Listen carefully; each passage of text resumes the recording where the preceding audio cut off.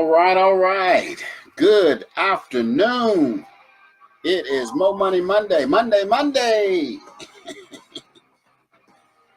All right. We're playing a little rock and roll today. And just for Facebook, I don't own the rights to this music. It is purely for entertainment purposes only. This is a group,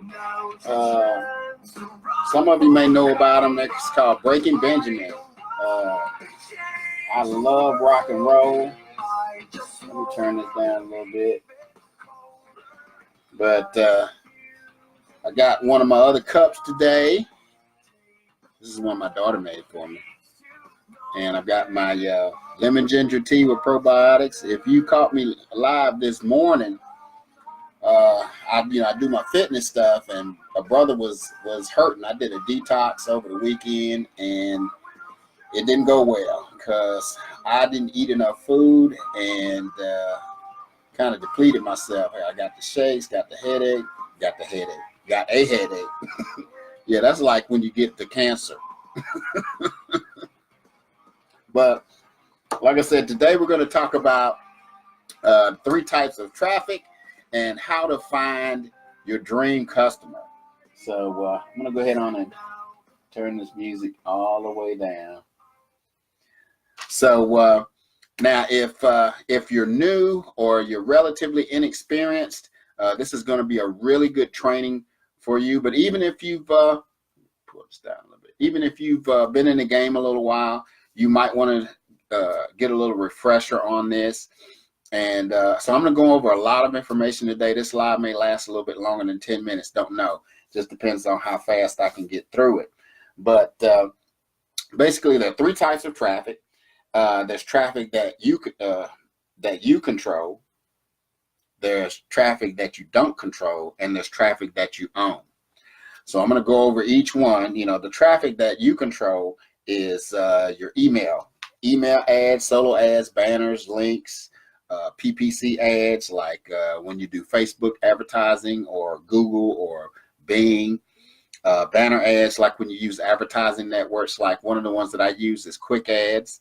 It's a free advertising network, but they do also offer some paid advertising to kind of bump your ads and your advertisements to where the top of that they have a little slider where you can see your stuff, and it rotates every so often. And then the other traffic that you control is affiliates. Like if you had a product that you were promoting that you owned and you had other people promoting that for you, that would be traffic that you can control. And you control it because you have the ability to tell it where to go. Tell it where to go. And I love this kind of traffic because if I want more, I just spend more for it. Like I say with PPC, or, if it's Facebook, if I want more traffic, I can just go to Facebook and I can create an ad and put my money in and say, hey, Facebook, hook a brother up. The traffic that you don't control is social media. And that will be, Facebook, Twitter, Instagram. And that's when you're posting things on there without running any kind of ads. Search traffic, which is, SEO, where you're trying to get on Google, by using search engine optimization. If you don't know how to do that, that's where you are looking at keywords and long tail keywords in order to get your website or your whatever it is that you're promoting on the first page of Google. Because if you don't get on the first page, and actually if you're not in the first 10, 9 times out of 10, nobody's going to see it anyway, unless you're my sister who goes 5 pages deep. Guest blogging is another way you can create traffic, where you can do an article on someone else's blog. YouTube, if you make YouTube videos. And YouTube is very good because YouTube is now the #2 search engine. People used to say Google it. Now they tell people to YouTube, because 9 times out of 10, whatever you're trying to find out, somebody's made a video on how to do it. But also YouTube now, because it's owned by Google, you can also do video ads, which is something that I highly recommend, especially as we're going into 2020. They say by 2020, I think 80% of all content will be consumed in video form. So if you're not comfortable doing videos, you need to. Finally, the best traffic is traffic that you own. Now that's your email list, your customers. James, appreciate you coming on. We're talking about traffic today. And the best thing about this traffic is once you get those people's information, their name, their email address, or their phone number, you can send out an email or you can post a message on your Facebook fan page. And if those people are connected to you, then you can control that traffic. And not only can you control it, but you own it. No one can take it away from you. And like I said, if you're new to online marketing, whether you're promoting an affiliate product or you're in network marketing or you're, any kind of products and services that you're promoting, you have to build a list. People have told you that. Now, the money's not in the list, but the money is in how you're interacting with those people, what kind of conversations that you're having. And that brings me to my next point, because, over the last few days, I've been getting a lot of friend requests, and probably some of you have, don't end up and that will make other people mad and furious. Yeah. What I've been noticing is a lot of new people have been sending me friend requests, and I can tell they're new marketers and you probably experienced it too. They send you a friend request, you accept it, and immediately they contact you and they try to pitch you on whatever it is that they're promoting. And let me just say this. Here's something, write this down. People only spend money when they know, like, and trust you. So if you're doing that kind of stuff, sending out friend requests, if your company's telling you go out there and try to get as many friends as possible, that also hurts your Facebook algorithm. Because if you have a lot of friends and you're not interacting with them, if you're not having conversations and messaging them and commenting on their posts, Facebook doesn't like that. They want people to interact and mingle. That's what Facebook is all about. And if you're not getting, and how can you, my thing is, if you don't know who I am, if you haven't even taken the time, because I've had a couple of people say, where are you located? Okay, you had to have looked at my profile or something, or maybe you got a friend suggestion. The very few things, that's what I do. Before I accept someone's friend request, I go look at their profile. I look and see where they're located. I go into the about thing and I see whatever they placed in there.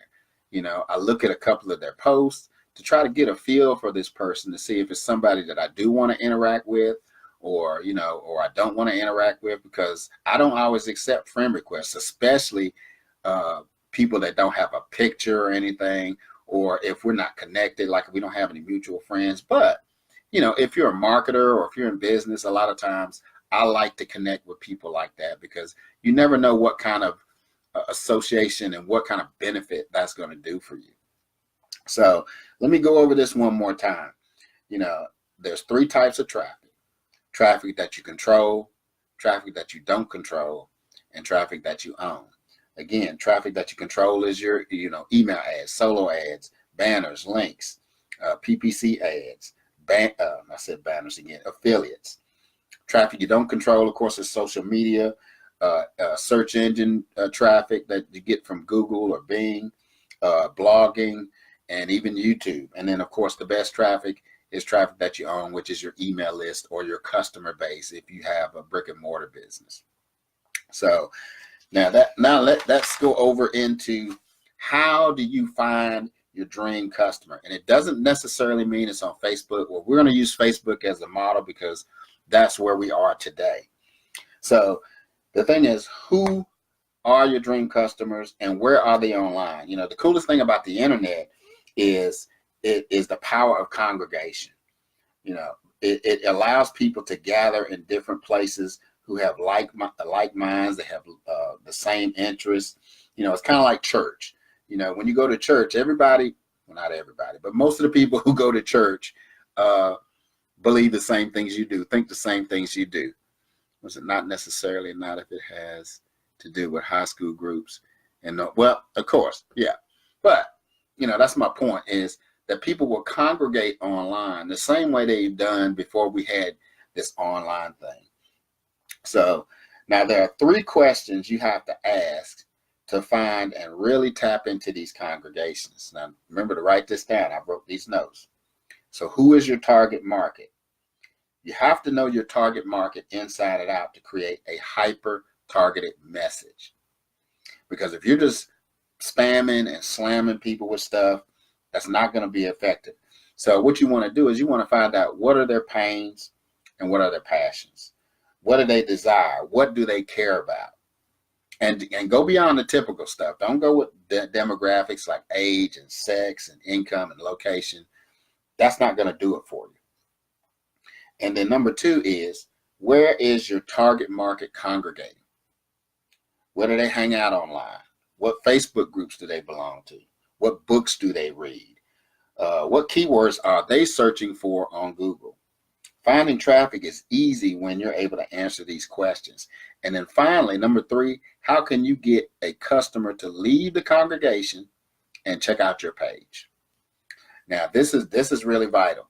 And you can model this, and it doesn't matter what the product is, what the service is. If you use these techniques and use this type of mindset, you can come up with a hyper-targeted list of people, that group that you want to provide your products and services to, and create a hyper-targeted message. Don't go and don't be like everybody else. That goes along with branding and being unique and doing something totally different.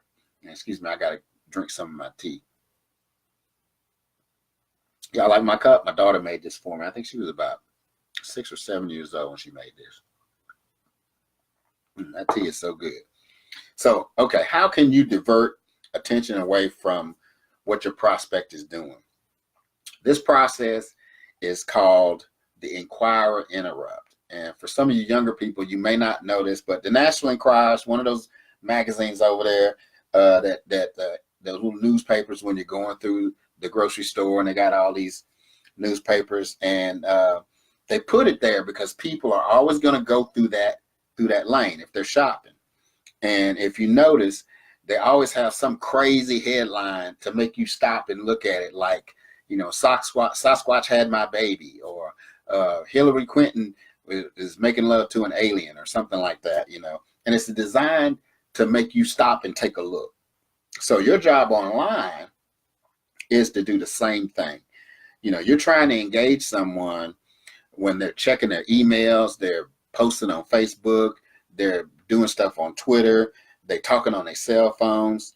So you have to interrupt them. And the only way to do that is to come out with not so much outlandish headlines, but something that will stop them in their tracks and say, okay, what is that? And then get them to click and go visit your site. So in your ads, you want to place that Inquirer Interrupt to grab their attention and to send them to your landing pages or your front end offers or whatever bait that you're doing. Because remember, you know who they are, you know where they're congregating, but your job isn't done until you grab their attention and get them to go and click on that page or click on that link. Now let's talk about links again, because I know this is something that a lot of new people do. When you are posting your links, if you have affiliate links and things of that nature, especially on Facebook, when you post your raw affiliate links, first of all, you're doing something that almost everybody else is doing. And here's the danger in that. Say you talk to somebody and they've already looked at what you're trying to promote from someone else, and they look at that link and they already know what it is. And if they said no to them, they're going to say no to you. The other thing is, now this happened a few years ago. I was involved with the company, and I'm not going to name them, but it was a network marketing company, and people were just spamming their links. And that's why you can't spam, because you can get your links blocked and blacklisted, and you can't post them anymore. And the bad thing about that, not only can you not post your links, but everyone in that company will no longer be able to post those links. So that really affects everybody. And that goes back to branding and being unique. Don't be like everybody else. So how do you defeat that? What you have to do is you have to get a tracking link. And if you don't know what a tracking link is, all it is like, if this is your link, you're taking your link and you're putting a tracking link and packaging it over it. And there's two benefits to that. First, unless you had, and if you didn't have tracking with the company that you're working with, now you have a way to track your links. And this is especially important when you are doing paid advertising, but even with free advertising, because you can create these links and create little like subdirectories or whatever. What I'm trying to do is you subdomain. That's what it is. Because the way this works, you have to go and purchase yourself a domain. Like one of my domains is getpaidwithjl.com. But what I do is I create a subdomain, because I might getpaidwithjl.com /free tour, getpaidwithjl.com /book my site, or whatever. But also I can put in there, I can inside of that tracking link, I can create little channels. Like I can create everything that I put with this link is going to go to Facebook. So when I see the activity on that, I can tell whether that link and that traffic that I'm sending to, if it's responsive, are people clicking on the link, or are they taking the action? So that's one of the benefits. The other benefit with the tracking software that I use, I get their IP address, I get the time they clicked on it, I can tell if they clicked on it on a mobile device or if they used the desktop. I also know what country they're in. So that goes back to where we're talking about gathering your data to find out who your dream customers are. Who are the people that are actually clicking on your links, going to your site, looking at your offers? So this is how you refine your marketing and streamline your business and automate it in a way where you can get this information. And just like I said, let's just talk about mobile, because most people are looking at things on their mobile devices. So let's say you've got a website, but it's not optimized for mobile. Well, then it's going to load slow. It's not going to look right. And that kind of experience is going to turn people off, because, people's attention span has dropped considerably. It used to be years ago, it might be 20, 30 seconds. Now it's something like 7 or 8 seconds. So if you can't grab somebody's attention and get them to your site or to your page and get them to engage within that time frame, you're going to lose them. But there's another technique, which is about retargeting. I'm going to go into retargeting again, but just to give you an idea of what retargeting is, because almost all of us have experienced it. Because if you shop on Amazon puts retargeting pixels on every single page. And you notice how you go and you look at some shoes, and then you click over to Facebook, and over on the side there is an ad or that very thing that you were looking at. So that's what that does. So it kind of follows you around wherever you go. That's that ninja stuff. That's that advanced stuff. And it's not hard to learn those kinds of things. And we'll do a training on retargeting at another time. But I really want to talk about remembering what your traffic is, the 3 types of traffic. Remember the 3 things about who is your target market, where is your target market congregating, and how can you get them to leave the congregation to check out your page? Because those are the 3 questions that you need to be able to answer. And remember, once you've done all that, the next thing you need to be able to do is to get them to go to your page. And like I said, you want that inquire interrupt to kind of catch their attention and pull them away. So they'll say, okay, what is that? Let me click on that and see what that's about. So that's pretty much all that I have for you today. If you want to get a hold of that tracking software that I use, I'm going to put a link in the comments here. In fact, let me do it before I get off of here, so that if you want to pick that up. Now, what I'm going to do, because if you get it from me, you can use this tracking software for 14 days for free. And I think the cheapest or the least expensive package or least expensive plan is $17 a month. And I think that gives you get like 10,000 clicks.